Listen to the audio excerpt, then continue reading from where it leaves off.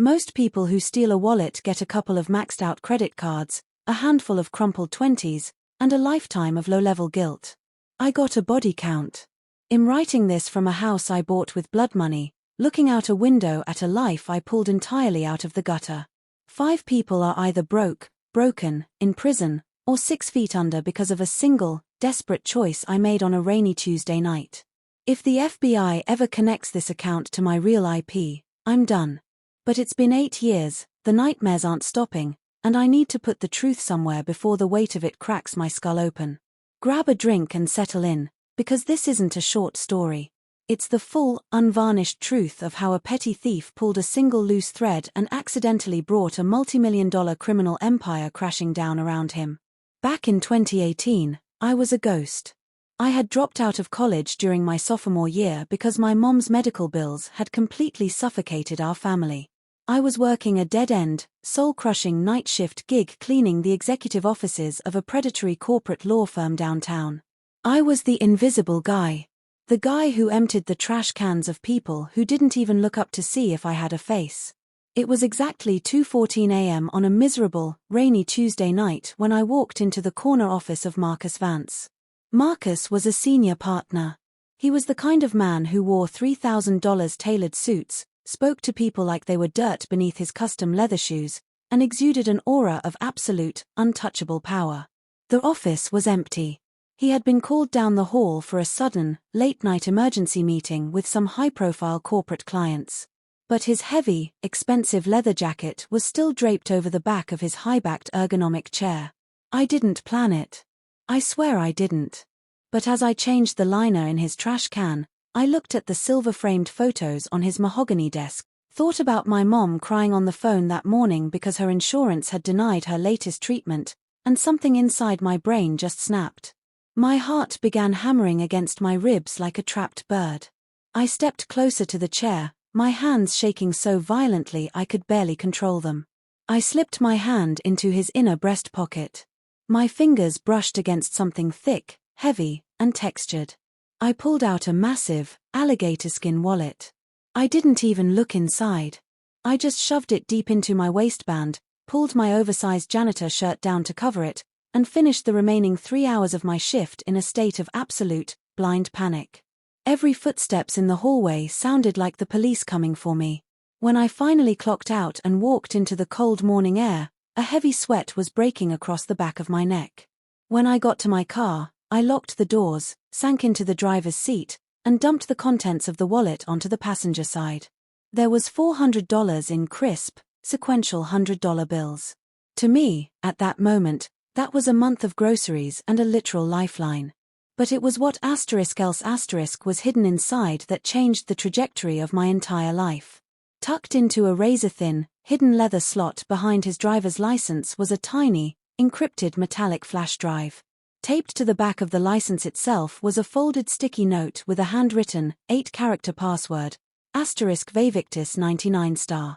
I drove home, my mind racing. Curiosity ultimately got the better of me.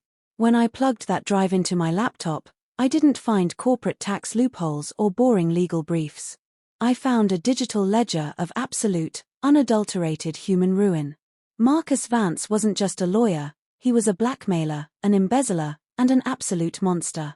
And he kept meticulous receipts on everyone he touched. That's when the devil took the wheel. I realized I held the nuclear launch codes to his entire life. I decided to use them.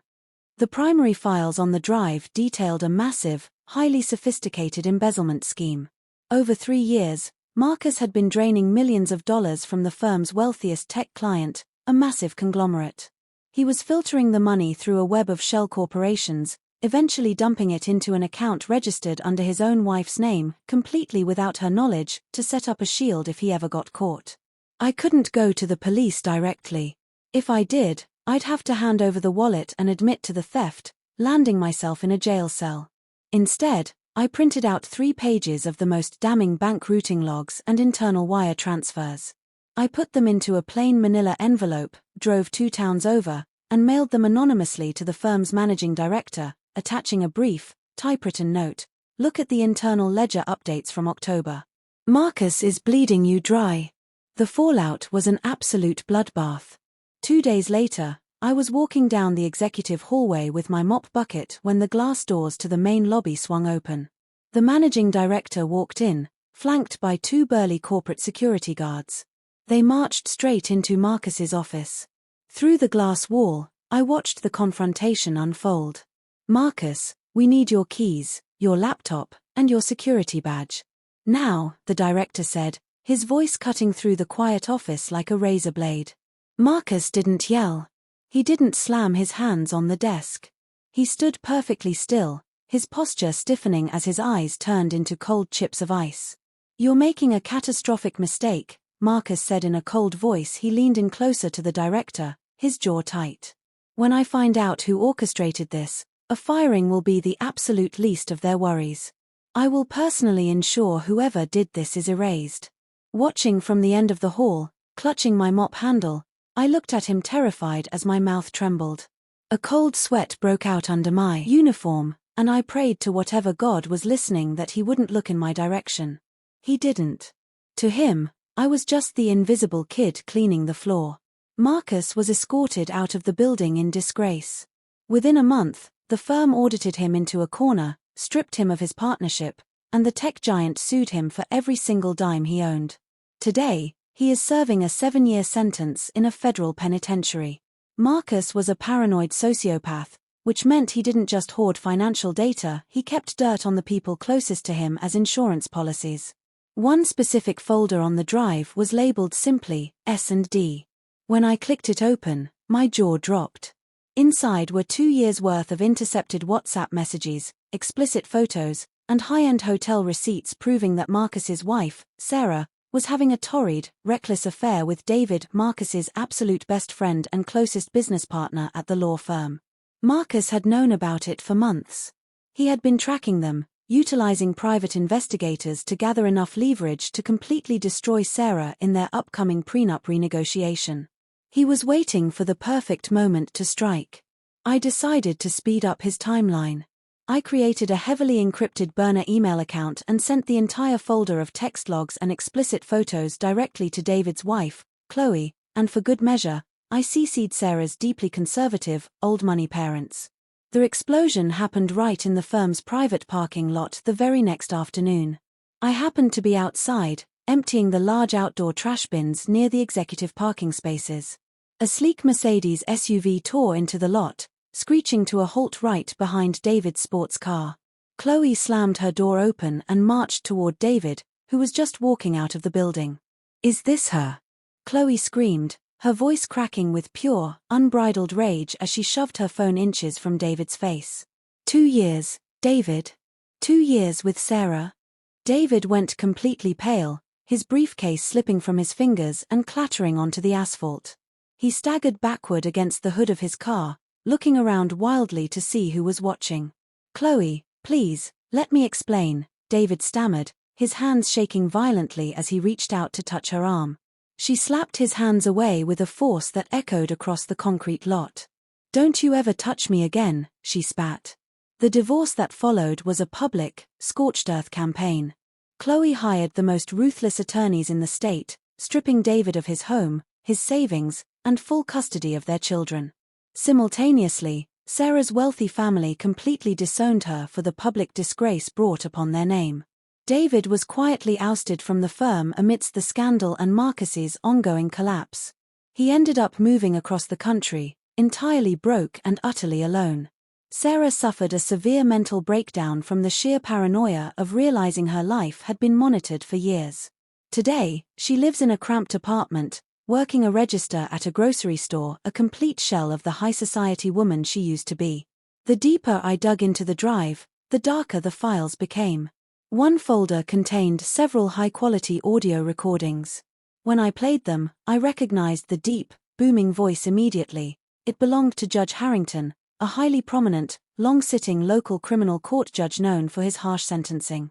On the recordings, Harrington could be heard explicitly negotiating and taking bribes to alter sentences for high-profile white-collar criminals.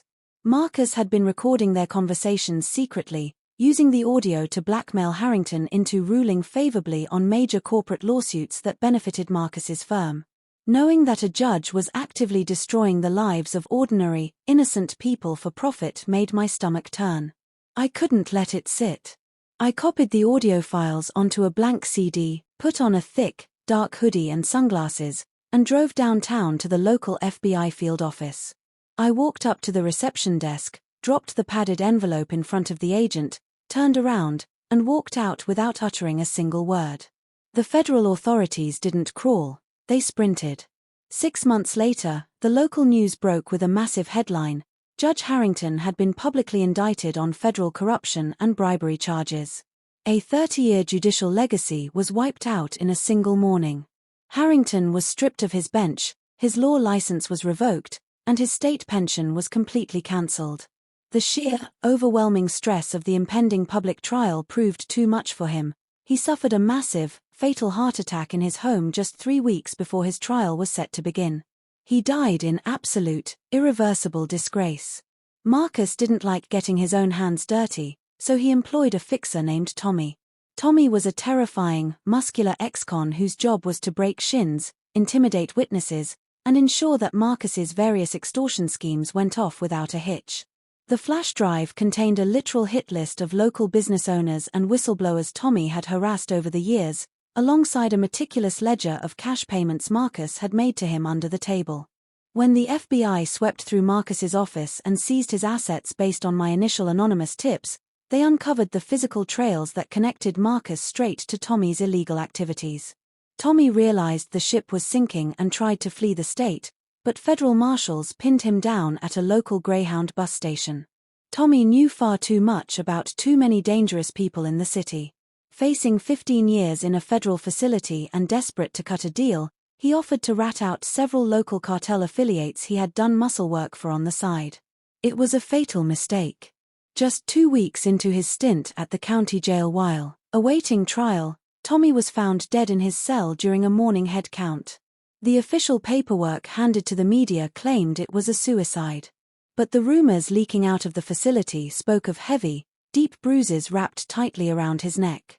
Someone made sure Tommy would never speak again. So, how am I sitting here today, writing this confession on a high-end laptop inside a beautiful, quiet home?